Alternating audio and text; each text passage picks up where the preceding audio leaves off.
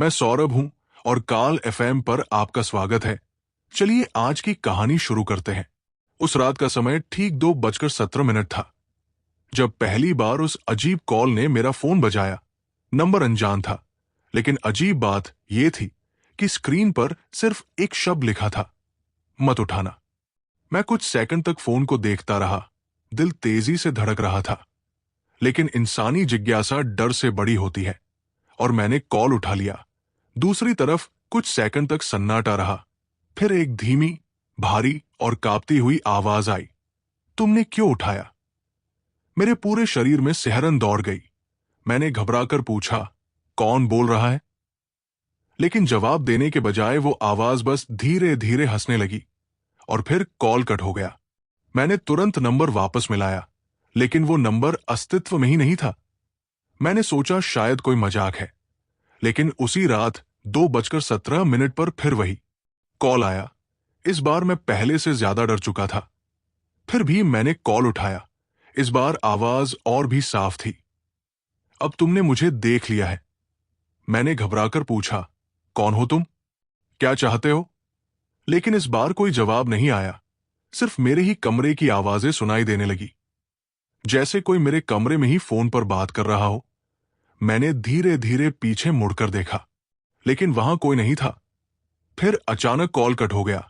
अब मेरे हाथ कांप रहे थे। मैंने तुरंत अपने कमरे की लाइट ऑन की।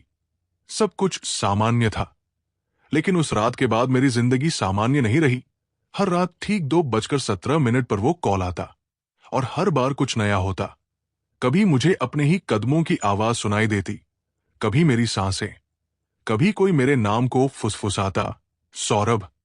और सबसे डरावनी बात यह थी कि वो आवाज बिल्कुल मेरी ही आवाज जैसी थी, जैसे मैं खुद अपने आप से बात कर रहा हूं। एक रात मैंने हिम्मत करके फोन को स्पीकर पर रखा और कमरे के बीच में रख दिया। जैसे ही कॉल आया, आवाज आई, आज तुम मुझे देखोगे। अचानक कमरे की लाइट अपने आप बंद हो गई और फोन की स्क्रीन से हल्की नीली रोशनी पूरे कमरे में फैलने लगी।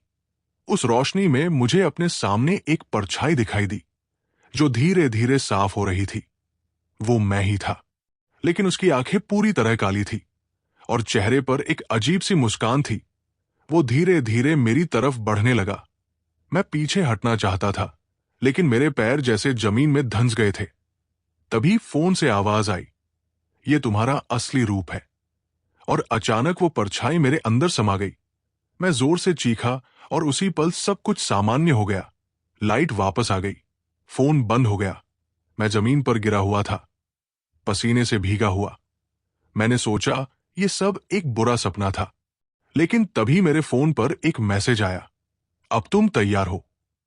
इसके बाद से चीजें और भी अजीब होने लगी। दिन में भी मुझे अजीब आवाजें सुनाई देने लगी। शीशे में मेरा चेहरा कुछ सेकंड के लिए बदल जाता, जैसे कोई और मेरे अंदर रह रहा हो। मैंने डॉक्टर से लेकर पंडित तक सबको दिखाया, लेकिन किसी के पास कोई जवाब नहीं था। फिर एक दिन मुझे इंटरनेट पर एक पुराना फोरम मिला, जहां कुछ लोगों ने इसी तरह के अनुभव साझा किए थे।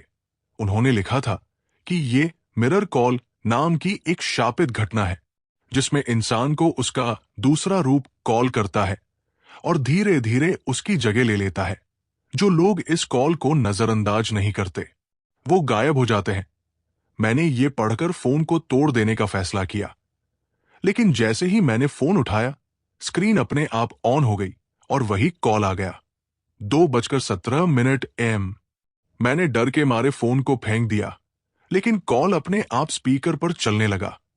इस बार आवाज गुस्से में थी, अब भाग नहीं सकते। कमरे की सारी चीजें अपने आप हिलने लगी। खिड़कियां जोर जोर से बजने लगी और शीशे में मेरा चेहरा पूरी तरह बदल चुका था। अब वो मैं नहीं था, वो वही था जो मुझे कॉल कर रहा था। उसने मुस्कुराते हुए कहा, अब तुम्हारी बारी खत्म। और अचानक मुझे लगा जैसे कोई मुझे अंदर से खींच रहा हो। मैं चिल्ला रहा था, लेकिन मेरी आवाज बाहर नहीं आ रही थी। कुछ ही सेकंड में मैं अपने ही शरीर से बाहर खड़ा था और मेरे सामने मेरा ही शरीर खड़ा था, लेकिन अब उसमें मैं नहीं था, वो था। उसने मेरे फोन को उठाया, कैमरा ऑन किया और मेरी तरफ देखते हुए कहा, अब अगला कौन? और फिर उसने किसी को कॉल मिलाया। स्क्रीन पर वही शब्द दिखा, मत उठाना।